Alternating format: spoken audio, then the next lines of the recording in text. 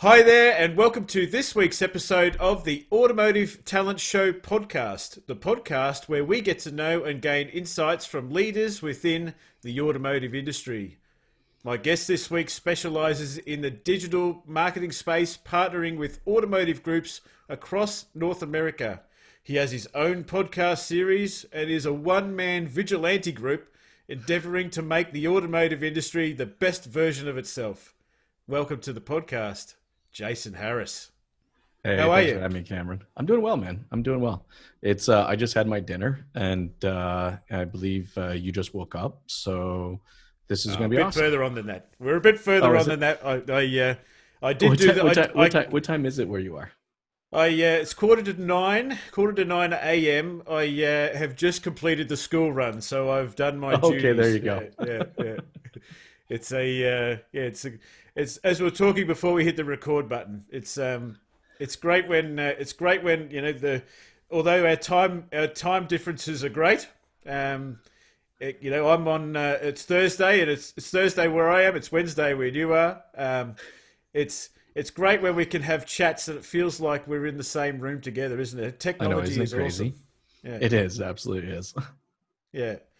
So, Jason, you and we've been connected on LinkedIn for some time. I've been following you on channels for some time, and as I said in the introduction, I sincerely believe you're a one-man vigilante group. Um, but and I I know I I would love to be known as one man vigilante group, but you know what? I couldn't do any of what I do without the monster support team I have behind me. yes, I don't think I need to do more content where people actually get to see what happens on the background, because I just don't think this is a big commitment.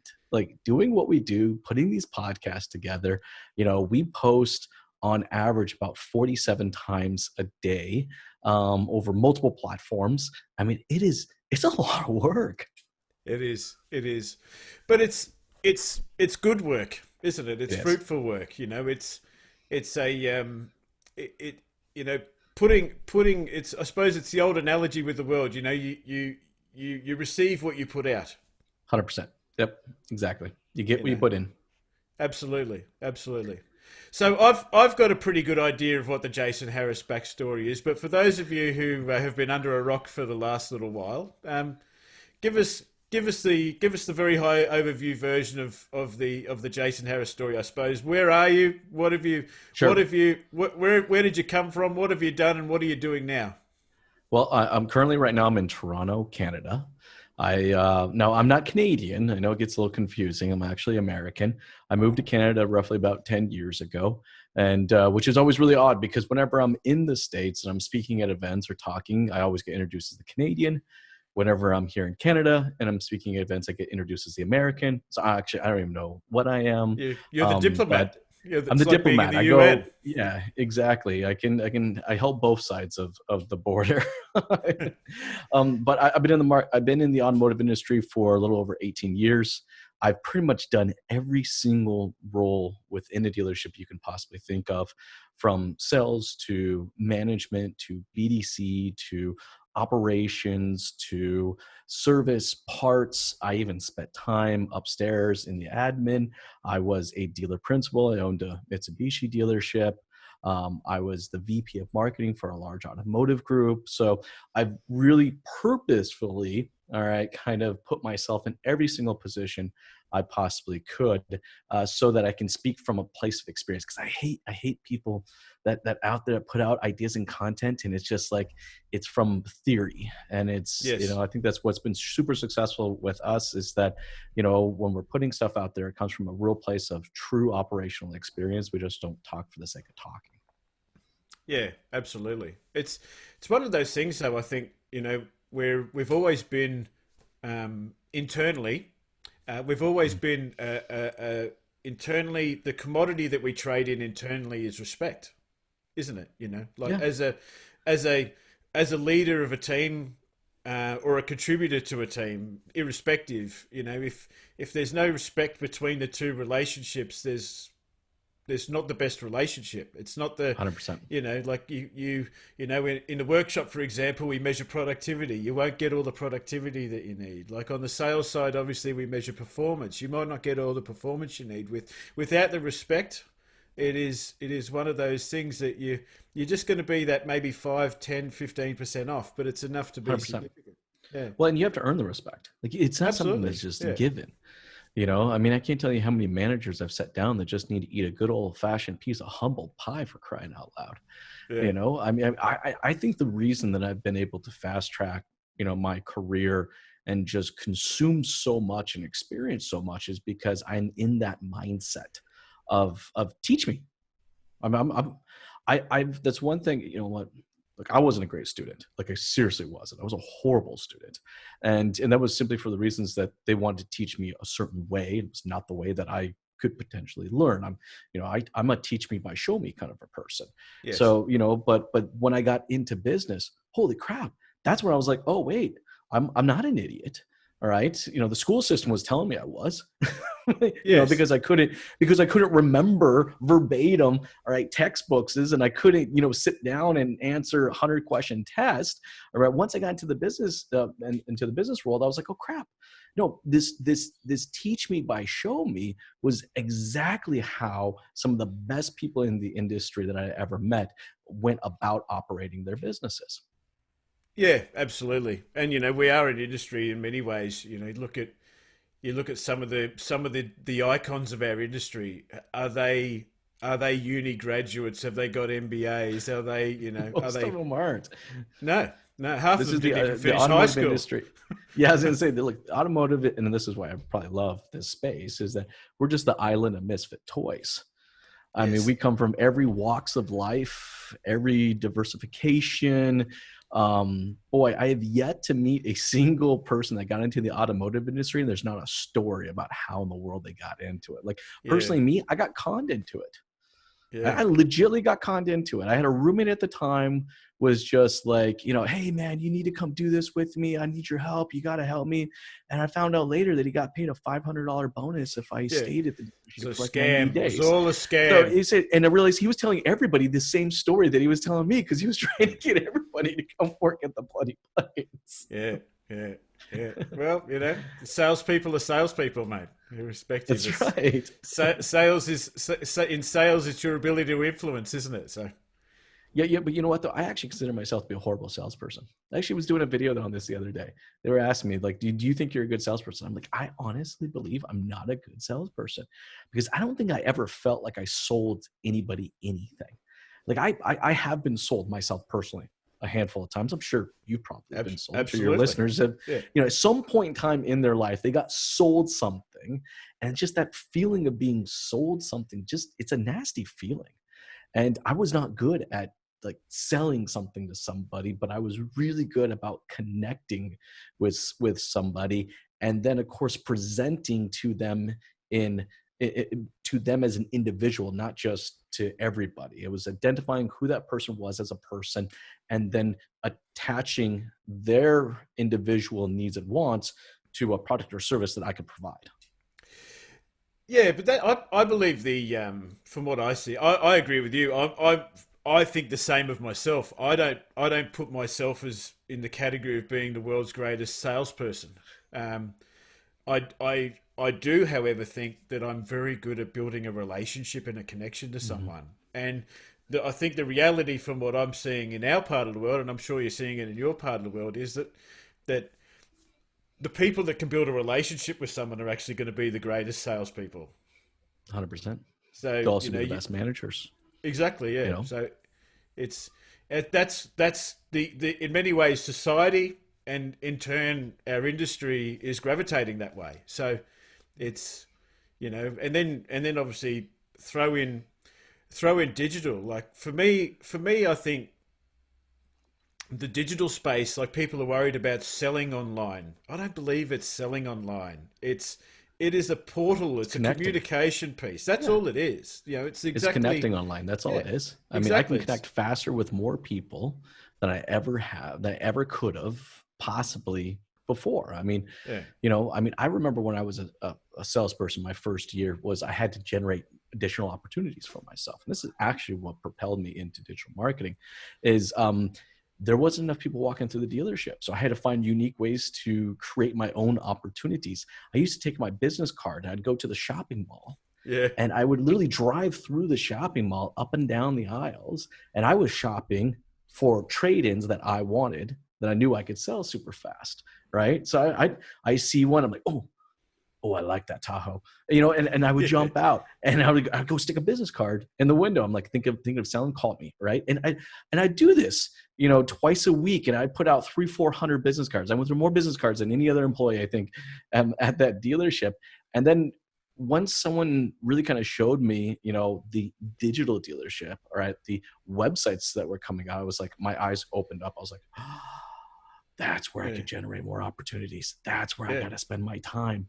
And, it's crazy to think that's now 15, 16, 17 years now.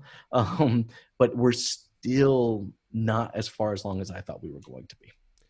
Yeah, absolutely. And as we said before we hit the record button, it's amazing how quickly we can change when we have to. And obviously everything going on in the world at the moment has really accelerated that in the last 5-6 months.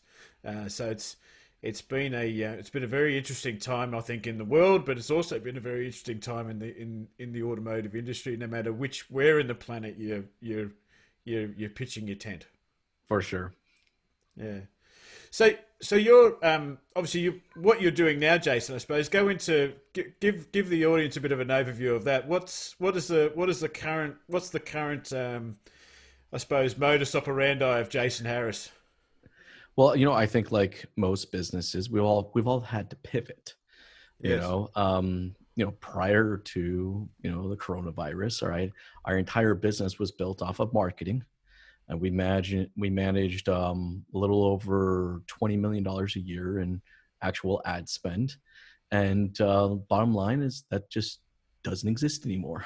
But I'm not upset. You know what I mean? Like it's so funny. I think everybody thought I was going to get super upset when dealerships stopped spending money, and then they thought I was going to get even more upset when they weren't coming back to spend the money. And it's funny, for building a business around marketing dollars, I'm the first one to tell people I want you to get off of that Ferris wheel of marketing dollars and really start building your brand. You can replace brand equity with marketing all day long. And I'm finding that during this time frame, dealerships, they've opened their eyes. They've like, holy crap. I've seen more dealer principals and general managers put out videos on social media talking about why someone should service with their business, talking about, how much they care about their community. I've seen more of this just in the last 5 months than I ever have. So I feel like there's been a fundamental shift, and I'm glad, I'm happy for it. Well, it kind of sucks. I mean, our business lost 75% of its revenue. So of course we had to pivot to support dealerships now, not necessarily in their marketing efforts as much, and we still do, but in their branding efforts. So when it comes to branding, there's the media part of branding. It's creating that content. So, we've focused a lot of our efforts now of executing those branding messages and creating those stories that people actually want to be a part of. So that's become a big part of our business. We've also shifted to a lot more technology. We have some amazing marketing communication tools that combines email and text message and ringless voicemail and landing pages and Facebook, and put it all into just one easy to use, system, which we had been working on for a long time, and now it's just. I've had a look at it. That looks very impressive. I'd like a demo one day. We'll definitely have to do that. It's just easy. That's all it is. It's just trying to make everyone's life easier. And then we also just launched, which I never thought in the world I would ever launch, is we're now a chemical company. And we're providing sanitized solutions for dealerships all over North America and abroad. And I just never thought that I would go into that place. I failed chemistry, by the way. Yeah, I was like one of my worst subjects at school. Yet for the last 4 months, I've spent more time talking to chemists than I ever thought I would in my entire life. But I feel like we've actually found the right product. The product's called Selectricide. It's 100% chlorine dioxide. which is a product that they currently use in the food industry, the restaurant industry, and the healthcare and hospital industry. And it just never made its way to automotive. We're now bringing all of that technology and all that time and development into that product. We're bringing it to the automotive space. And so we've been really excited to be able to assist dealerships in providing a product that properly sanitizes customers' cars and their dealerships. This is not just like when I went into this product looking for it, it wasn't just for the customer. Yes. I actually took the approach of I want the staff to feel comfortable when they come to work. I want those technicians to feel comfortable when they're working on 13, 14, 15 different cars every single day. It's like I wanted to find something that I knew was actually going to be the right product. It wasn't going to harm the car and was going to be healthy for everybody that could potentially use it. And we found it. So we're super excited now to be a Canadian distributor for that product. Sounds very exciting, mate. And I think that's I was talking with Herb Anderson last week, and Herb's great. Yeah, he's a gun. But I think that's there's a lot of things that we're doing at the moment that are going to stay around. The expectation shift now is completely shifted from our expectations, from our team members' expectations, from our customers' expectations. They're all going to remain permanent fixtures in our business. And I'm excited to see it. And yeah, as far as the real pivot of, I think only 12 months ago, a dealer group or even a brand would put content there as just similar to what they used to put in a newspaper as a loss leader. Here you go. I've got these, Mitsubishi XYZs. Recommended retail price is this, but hey, you could buy one of these today. And that's so. And Herb said that's the only message that was out there. Big discounts, low lease rates, and that's it. Yeah, Herb said it. I would love to come up with this, and maybe he didn't come up with it. He's plagiarized it as well. But he said you need to be social on social media. We've had that discussion several times. Yeah, and it's like actually, I'm not gonna lie, it's a title of a book that I'm kind of playing with right now, but I'll edit that part out just in case someone. If you see that book come out in the next few months, there you go. But literally, isn't it such a key? It's such a key, you see. Yeah. 100%. We all have industry. We only hit the one side. Look, there's two words: social media. We win for most dealerships. I think they've done a pretty decent job of understanding the media side of it. Now it's like trying to figure out what the actual social side of it is, and they have to understand that engaging with customers is a time-consuming thing, but it's incredibly beneficial. So it's like instead of spending thousands and thousands of dollars on ad spend, you may be hiring an engagement manager within your dealership to socially engage with your existing customers and potentially your new customers as well. Yeah, but it comes back to what we were talking about before, as far as salespeople. We don't get sold to now. Customers don't want to be sold to now. Just like people on social media don't want to be sold to now. They want to build a relationship. They want to build a connection, and that's what being social on social media does. 100%. It is when mum and dad and the two kids are driving down the road and their car finally gives up the ghost. They knew it was coming.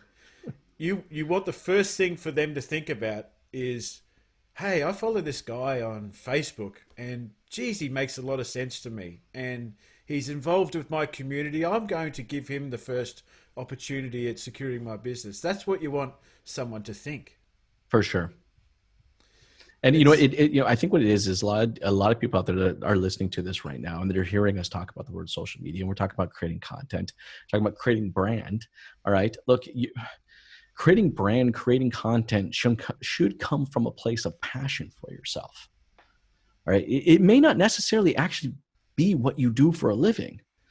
It just happens to be that what I do for a living is also just a stupid passion for me. Cameron, this is my 6th podcast today.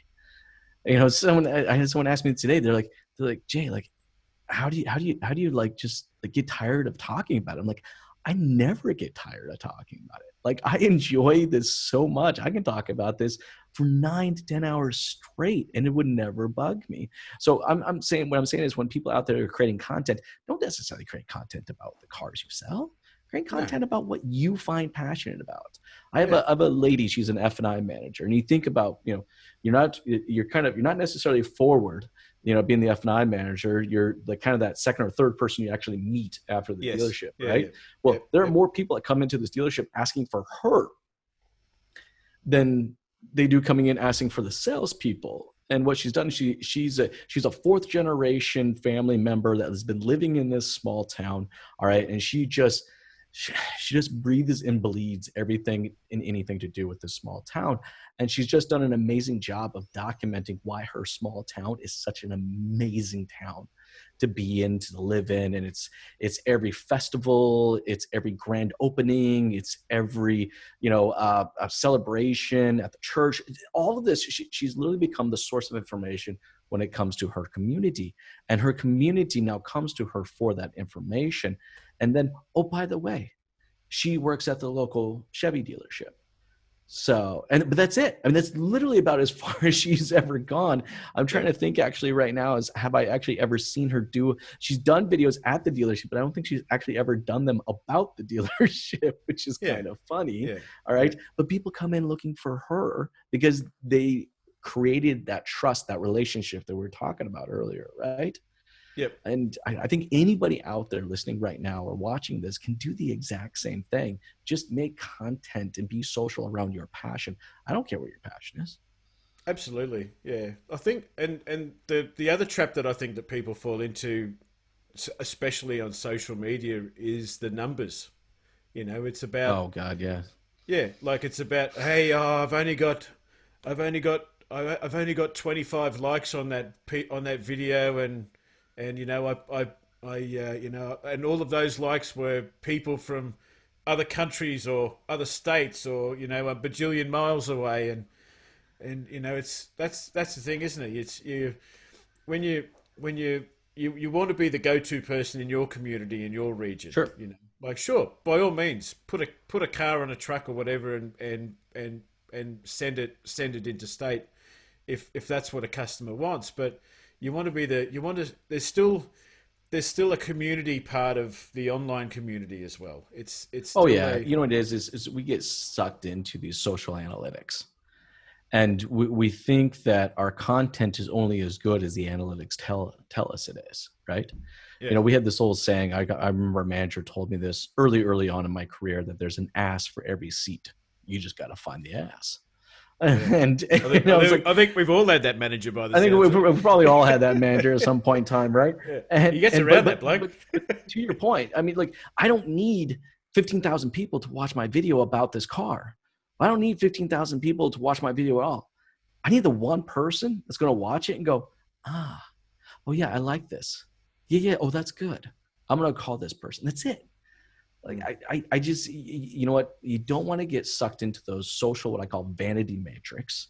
All right. They have no bearing whatsoever on how good or bad you are. All right. What you need to do is to focus on how to build your audience, and to do so, you have to build content for your audience. Look, there are people out there. I had a salesperson come to me last week. Go, Jason, I've been making walk around videos for the last year and a half, and I've never gotten anything from it. I said, well, the problem is you're making walk around videos for yourself, not for your potential audience. So what you're doing is you're making content that is valuable to you and that brings you value. All right. You're not creating content that brings your audience value. So first thing first, identify who your audience is. And I don't care who your audience is. You know, for me, I think if I was a salesperson right now, my audience would probably be families, because I have 3 kids myself and I'm a father. So I would say my audience will probably be fathers with a handful of kids, because I can relate and I can connect with them, right? And I'd be making content about being a dad and working and having 3 little monsters that, you know, act like they're constantly in some episode of WWE Wrestling Mania night. You know, it's like, I don't know how my kids do it. They seriously, They've never seen an episode of wrestling their entire life, but you think they watch all the time, the way they body slam and clothesline each other. It's a gift. It's a gift, mate. It's a gift. What can you say? Yeah, but it's an interesting point, isn't it? Because I think in our part of the world, recently actually, I had a discussion with a candidate that that was let go from his business because he produced content on social media video that the way he was holding the way he was holding his phone had the brand in the background. Sure. He didn't mention it, but it was there in the background, and the content wasn't a rant. It was actually talking about the features and benefits of this brand new model that came out, and it was a breach of their business's social media policy because of screw social media policies. Like, I've seen those. You know what? So, you know the people that make social media policies. They're generally the ones that are accountants. afraid of social media. Yeah, yeah. No, they're afraid of it. Look, Yeah. I've yet to read a social media policy that actually is not written with fear. You know what I mean? Every single one I've ever written has been written from a place of fear. We're afraid of what that person's going to say. We're afraid of what they're going to do. We're afraid of what they're going to put out there, right? And in reality, what they're saying is we're afraid that person's brand is actually going to become larger than ours. And they should be. This one lady I'm talking about, all right, her social media, all right, let's say following is 12 times higher than the entire dealerships combined. Yes. So they actually asked me the question. They go, Jason, what happens if she leaves? And I'm like, well, you're asking yourself the wrong question, right? What happens if she stays? That's the more important one, right? You shouldn't be asking what you're going to do when she leaves. You should be asking and doing yourself what she's going to do when she stays, and how do you continue to support her, right? And invest in her. Because I'll tell you what, people, happy staff don't go shopping around for new greener pastures. They stay. They're happy. Absolutely, yeah. And that's that's for me. I feel exactly the same way. Like if I had to get a real job again, if that day came when I had to get a real job again, I'd actually want to go and sell cars. Job. You don't have a real job, I know. No, of course not. No, I tell people I don't have a real job, but I would actually go sell cars, and I would put into practice everything that we've been talking about. And I think the modern day dealership relationship person. And I didn't call it a salesperson on purpose. I called it a relationship person. I think they're the people. They're the people that can build. They're the people that can build that brand for themselves. Like for sure. Look at Jeff Hunter. Classic example. That's a perfect example of doing that in his small town, of being just that source of information. Yeah. Absolutely. And it happens to be that his love and passion is around vehicles. So people don't necessarily copy his formula. It's worked for him, but that's because all of that content that he creates comes from that place of passion, right? Yeah, but absolutely. But the thing about your brand, your relationship managers, people, whatever you want to call them, the thing about the commodity, the brand that they build within themselves, I think it is something that should be attractive to other dealerships, but you should be able, as you say, keep that person engaged with your business, provided they're not spreading content and going on rants that are damaging your brand in any way. Let them go. But what does damaging their brand actually mean? So I'll give you an example. I actually have to go tomorrow. Us talking about this is so ironic because I actually have to go tomorrow, and I have a fairly large meeting with a group that fired a lady over a rant that she did on social media. Right. She's a vegan activist, all right, and she had some very choice words.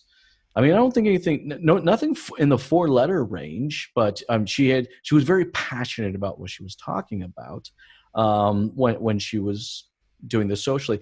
Now, the ironic thing is that when she posted this video, she happened to be wearing her company's name badge. She had just left work and she was wearing her name badge. Well, they immediately reacted to this and terminated her for it.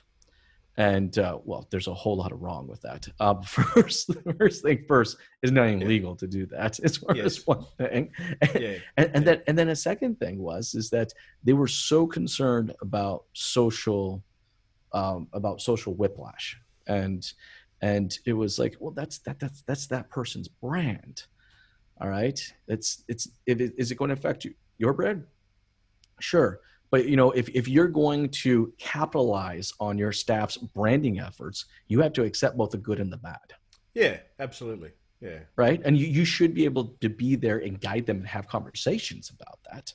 All right. Should she have been wearing her name badge? No, probably not. Was she wearing it kind of in haste and just forgot to take it off? I can guarantee you she wasn't intentionally wearing it. Yes. So, look, if you're a dealer principal out there, you're watching and listening to this right now, and you employ 50, 60, 70, 100, 200, 300 people, understand that what you have is you actually have 50, 60, 70, 200, all right, individual brands at your location, all right? Investing money in developing out their brands does nothing but to support you as a business and keeps them happy and sees that as an owner, you're willing to invest in me and my future and my brand. So I'll continue to invest my time, my effort into your brand and support those branding kind of requirements. And I want to be respectful of that, right? So look, I think it's weird when dealerships, they love it when salespeople are out there crushing it with their brand and bringing that in. But boy, when something goes the other direction, oh no, what are we gonna do? It's a real paradigm shift, though, isn't it? It's a real paradigm shift. So but as you say, irrespective of your head count, you've got people, they're your ambassadors. They're your brand ambassadors. They're intrinsically working through you. So it should be, me personally, I would give my people free rein and then have a problem with it if they did something like irrefutably incorrect. I think fundamentally you're going to find a couple different owners out there. There's two kind of mindsets when it comes to ownership. All right. There are owners that think that people work for them. And then there's owners that think they work for their people. Yeah. All right. I was an owner that didn't believe people worked for me, but I worked for them. All right. And I did my damnedest to make sure I wasn't getting in their way to execute what they needed to execute on a daily basis. And my expectations were high. So I couldn't set the expectation and then be the person that was going to slow things down, Yes. So, I mean, most of my conversations with my team was, what do you need from me right now? All right. And the position I'm in and what I can do. All right. What do you need from me that's going to make your life easier right now? And I'm telling you, every time I asked that, it was like just putting a little deposit in the bank, little deposit in the bank, little deposit in the bank. So that when I came to them with let's call a strict guidelines of social etiquette, which I did. I have a document. I had a documented, series of social etiquette. I did not get a single argument. Not a single question about it even. It was like, all right, Jay, I got you on this one. That's cool. I'm good with this, But I was able to do that because I was able to continue to deposit in them individually because I didn't see them as working for me as much as I saw myself working for them. Yeah, but the key to that is having a relationship that transcends the pay packet. 100%. It has to. Yeah, and that I think in many ways that's a life lesson getting taught through social, isn't it? In a way, like you want people to jump out of bed for you in the morning and come to work because they actually want to, not because they have to. 100%. I consistently told my team, what I pay you is in no way or form how I value you. Yeah. It's not. Because if it was, it'd probably be, you'd be making a hell of a lot more. Yeah. So I find a lot of young people or newer people that are getting into the business immediately associate their pay with value. And I think that's a notion that we have to crush immediately. All right. Because it comes down to the same thing that we were talking earlier about. We were talking about social vanity metrics, right? They associate those likes and those shares those little heart emojis as value. They don't equate to what the value of you as an individual. They just simply don't. No. Yeah, it's a it as long as I think you and I will be around on this earth, Jace, I believe the automotive industry will always be a people first business. You know, Well, it like should be. it Is should it? be, of course. Yeah. It should be. Well, I think at the moment you've got people standing on either ends of the spectrum, haven't you? You know, you've got, Yep. but the reality is most of us actually are somewhere in between the two. So Yep. it, it's a very interesting time to be, I think, alive in our industry. You know, we've come a long way in a short period of time, but I think we're going to go just as long over the next year or two. I think there's some things that lessons we've learned. We've actually, it's probably a great analogy for life. We've actually become comfortable with change in the last little piece of history. You know, where Well, I think everyone has to. Like, I mean, there's no other way around it. All right. If what did I said something actually earlier today.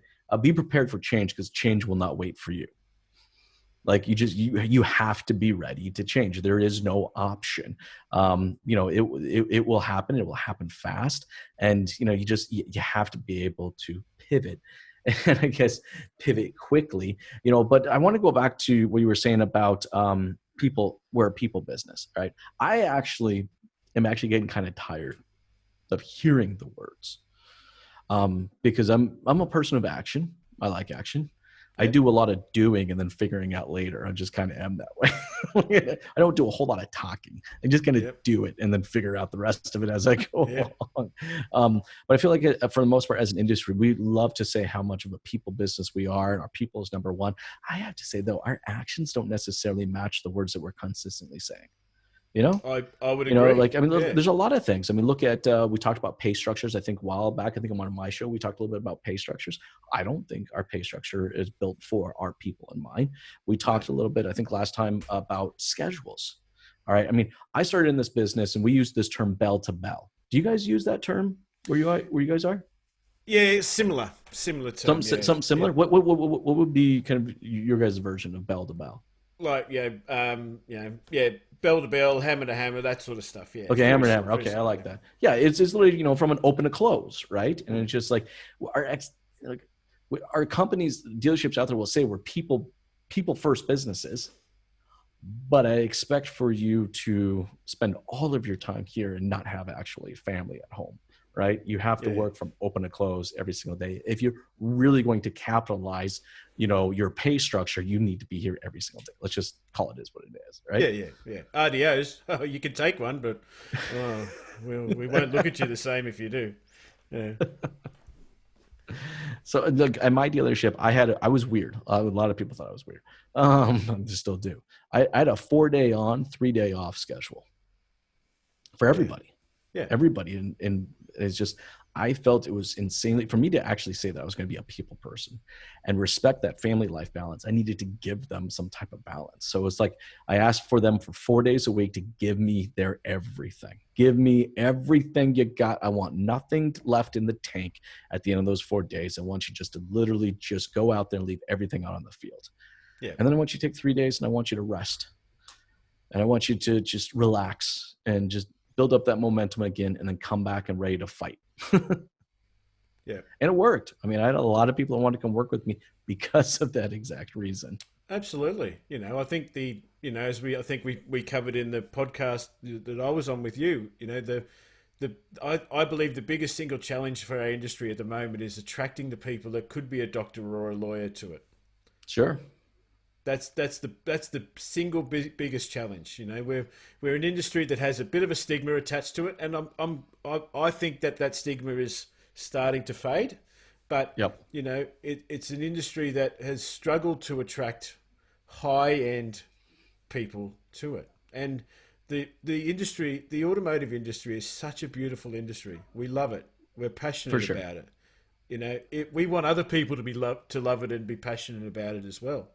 But that's the thing. I've actually it's an interesting thing. I've since we're sort of come out of these lockdowns and we're able to visit businesses again, I've loved going into seeing my clients, because I I love them all equally but differently, and I think there's so many lessons that we've learned through this period, and I've Hmm. actually started to weave into a conversation because a lot of these businesses, at least here, had salespeople working from home, Yep. Question is, and do they, so much of their efforts as far as the sales go, all right, is to generate the opportunity for someone to come into the dealership to have a discussion, right? yeah, So it's yeah. like, do they really need to be in the dealership to do that? Yeah. Do they need to be there at, as you say, bell to bell? Do they need to be there at 8? Yeah. Do they need to go home at 6? Do they can a salesperson literally run their own appointment book and set up for when they're set up, enter come to the business prior to their appointment and leave after their appointment, and everything else they do by remotely? Like, why is it necessary, other than catering for your walk in Of course. clients and yard changes and all these sort of things? But outside of that, why is it so? It isn't, I don't believe. We've all got, I've got, we've got the power of a supercomputer on our watches these days. We've got the technology to connect with people, and in a world where we measure someone through their performance Yes. and what our customers think of that person and the relationship and the transaction they have, we measured that already. Why do they have to be there 60, 70 hours a week? No, I agree. And the other thing too is also those hours that they're spending. Are they actually working hard or are they working deep? And the one thing I have found that I was pushing my staff when I would only have them there 4 days a week is that they work deep. I mean, they were on. They were ready to go. There wasn't downtime. There wasn't water cooler chats. There wasn't any of that Yeah, stuff. It's like I'm on. It's game time. I gotta go. And I'm finding right now. I mean, even for myself here, I am at home doing this. Is that I have nothing else to do. Like I have to be on. So yes, it's like I've probably done more prospecting. I probably talked to more people have in the last 4 or 5 months than I probably have the entire year and a half prior to that. And that's just because I've been able to focus and work deep, not just work. I've met a lot of people that work and it's shuffling the paper from one side of the desk over to the other side of the desk. It's work. I mean, I'm yeah, moving crap around, yeah, yeah, but yeah. am I really getting something done? Absolutely, And yeah, and I feel like there's definitely, like, I think if someone's looking to be kind of a progressive or looking for the kind of the next thing and to attract new talent, I think the question should simply be is, does that person really need to be in the dealership all the time? How often do I see on a 11 a.m. on a Wednesday, all right, there's 7 people in there. So there's more salespeople than there are customers. It makes no yeah, sense to me, right? I yeah. mean, half of And those four, people and can four of them are talking to each other. They're not. They're or not. outside having a smoke Yeah, or yeah, out back yeah, doing this or asking each other, sitting down and having a coffee with each other. So how was your weekend? yeah, That's all right. How was yours? You know what I yeah, mean? Like, working deep is a whole lot different. Like, I remember when I was in the BDC, and it's like you had to be focused.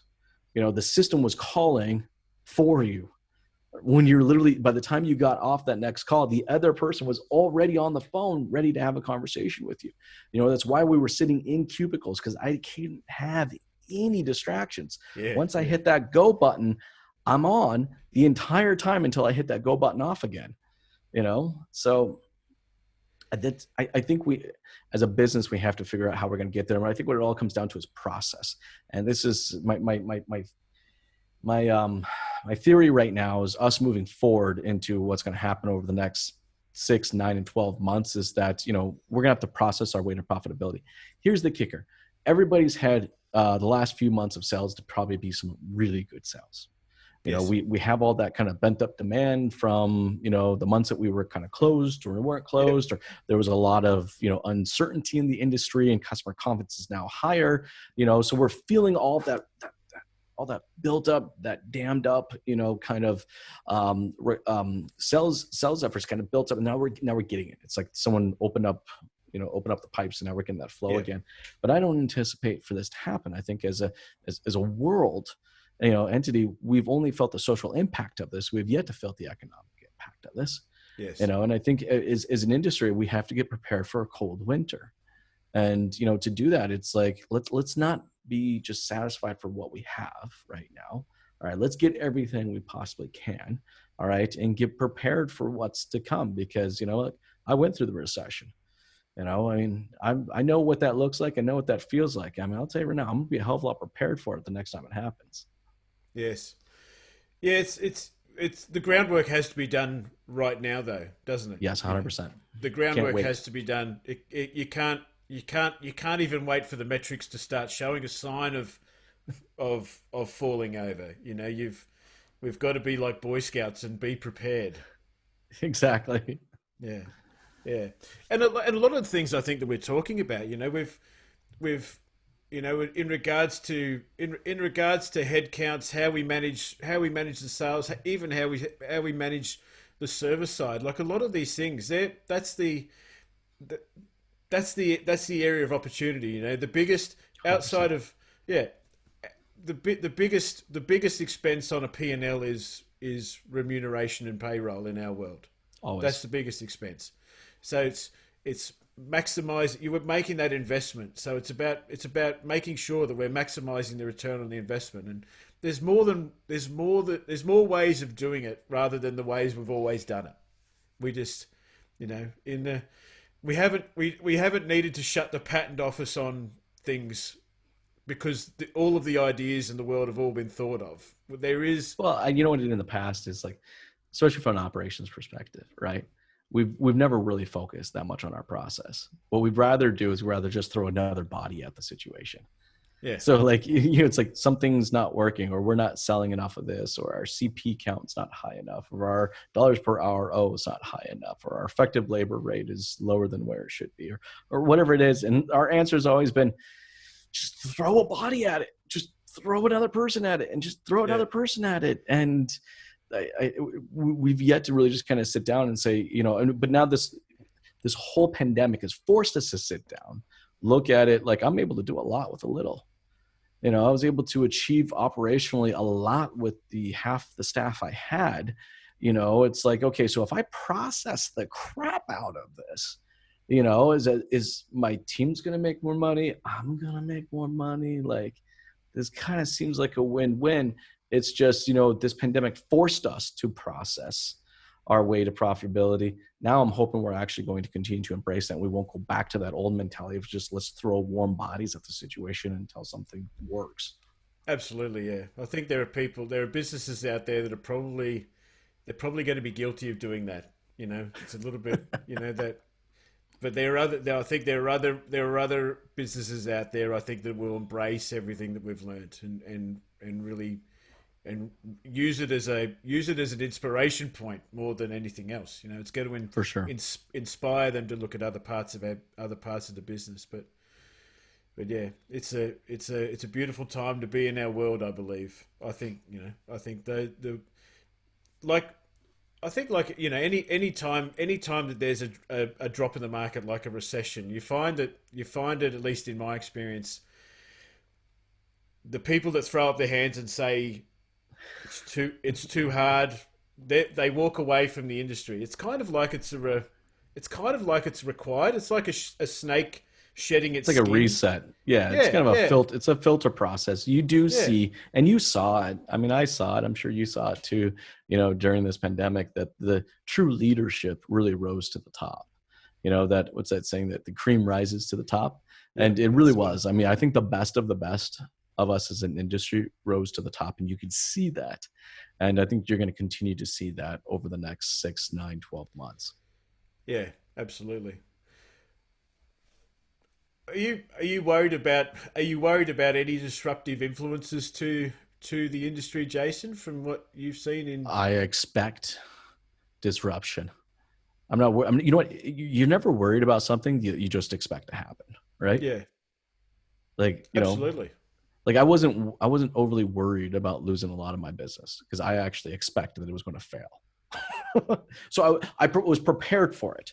I wasn't hoping the fact that my business would get hit so hard. All right. But I already had accepted the possibility of it happening. So when things started to go south, I was like, all right.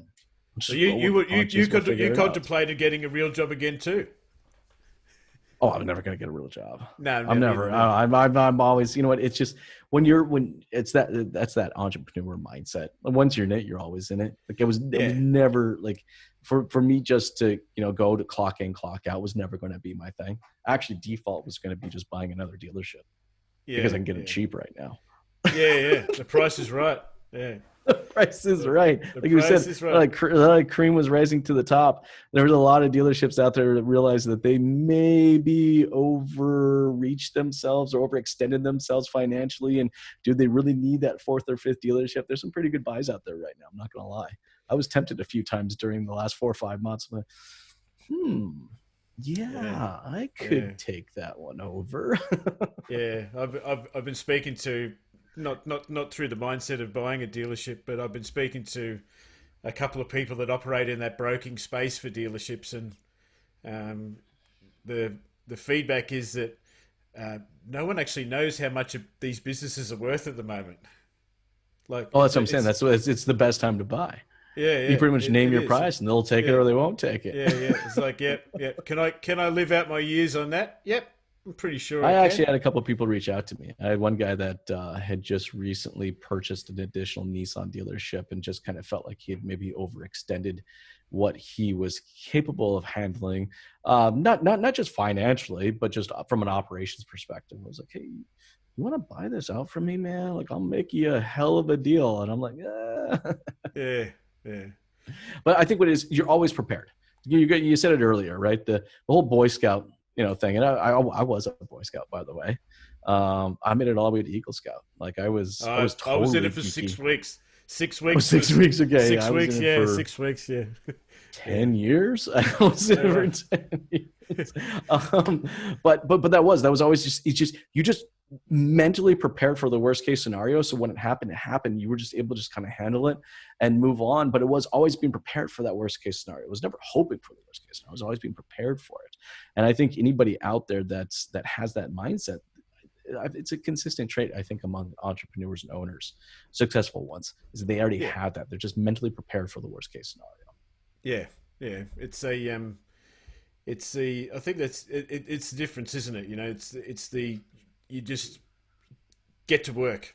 That's the thing. You just get to work. You make it happen. Irrespective. My father says, you bite off more than you could chew, and then you chew like hell to get through it. That's 100%. It was like, that's why I think sales. I think anybody that has that mindset also does pretty well in sales, because asking for the sell, like, what's the worst case scenario? They'll say no. Yeah.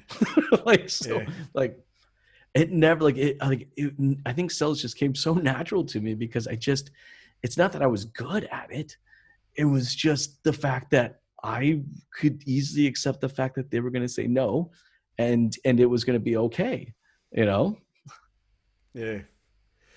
What does Jason Harris want his legacy to be on the industry? What would you I'm a weird cat. I'm going to tell you right now, I'm pretty weird. I actually have this crazy goal and objective of to be able to walk into any conference around the world and not have to introduce myself. It sounds like it's an ego-driven thing. For me, it's not. It's actually an efficiency thing. I can't tell you how many times I go to events and conferences and I get sucked into these micro 5 to 7 to 8 minute conversations where it's like, oh, well, what do you do? Yes. And I'm like, oh God, here it comes again. And it's like, and I just sound like it's just repeating myself. I just sound like a mockingbird. I'm just like, and it's the same thing over and over again. And I create all this content. I'm out there doing what I do. And A, because I have a love for the business. B, is I just simply straight up do not want to introduce myself. Is that weird as hell or what? I see your point. I get it. Maybe that puts me in the weird category as well. But I want to pull up and they go, oh, you're the guy with the orange tie. Hey, you want to talk about? I'm like, just go straight into it. I think of the amount of time I've spent my entire life introducing myself and explaining what I do and how I can help or assist somebody, even when I was selling cars or even when I was doing this. It's like, I spent so much time doing that. I mean, I think I probably spent years collectively, all right, just telling people what I do. And I was like, I had this crazy idea that I'm going to get to this place where I will no longer ever have to do that again. So the legacy is you would like to eradicate small talk. Yes. I hate small talk. Is that weird? It's so funny that I had someone tell me the other day, they're like, geez, Jason, that's a very introverted kind of antisocial thing. And you don't seem to be that type of person. And I'm just like, it's not. To me, it's a productivity hack. I just sit down. Hey, my name's Jason. I know who you are. Cool. Let's get right into the conversation. Yeah. Your bona fides have already been sorted out long before you walked into the room. Yeah. And you know what? If you don't come up to me, say hi, that means you weren't never really interested in having a conversation. Yeah. It's like, okay, that's great. Yeah. No, I get it. I really do. Yeah, I think I get it. We're as you say, it's a productivity hack, isn't it? It's the same. It totally is. Yeah. Everyone thinks it's just me feeding my ego. I don't know. No, I get it though. I do get it though, mate. I think, in a world where we try to add as much value as we can, you can get straight to adding the value rather than talking about how you can add the value. Like seriously, I find that it takes, I'll get into talking to an individual, to a group of people, and I'm like 6, 7, 8, 10 minutes into the conversation until I get to the point where I can actually bring you some value. And I just think it's like a total waste of my time. It's like, this sucks. Yeah. And generally people are, as far as tuning into to that part of the conversation anyway, they're probably only running at about 60% rat power anyway, aren't they? They're not 100% investors. Like, oh yeah, it's a spiel. I'll figure out when the spiel finishes, and okay, now we can actually get into it. Exactly. I hate small talk. Now everyone's never going to approach me again. Not since I've said it on your podcast. They're gonna see me at an event or a show. Go, I'm not talking to that asshole. I might make it. Might make it the title of this podcast. Eradicate small talk. Yeah, don't talk to me. Don't talk to me. Podcast featuring Jason Harris. Well, my friend, I've really enjoyed our chat today. This has been fun. I've taken up your time, and I really appreciate it because of the time difference. And I agree, I've had a lot of fun as well. So tell these good people how, if they want to reach out to you or connect to you or find out more about what you're doing, or even just get those 47 nuggets of content that you put out on a daily basis, how can people do this, please? Well, we made it super easy for you. You can pretty much go to any social network on the planet and just search for Strategy with Jason, and there will be my face with an orange tie. That has been the brand that we've been working on for several years. It's been a lot of fun. Now, we have just launched our newest brand, which is the StrategyMob. So if you like kind of this type of content, and you want to learn from people like myself and like Cameron and even more additional content creators out there, I've actually created a mob, a collective team of content creators where we've pulled together all of our knowledge and experience in the industry. We put it out there. So Strategy with Jason or StrategyMob, you can find me there at pretty much anywhere you can socialize online. Absolutely, and I'm proud to make my small contribution to that whenever I can, and more than happy to do it again, mate. So appreciate your time today, Jace. Thanks, Cameron. You have yourself a great day. You too, bud. Take care. You too.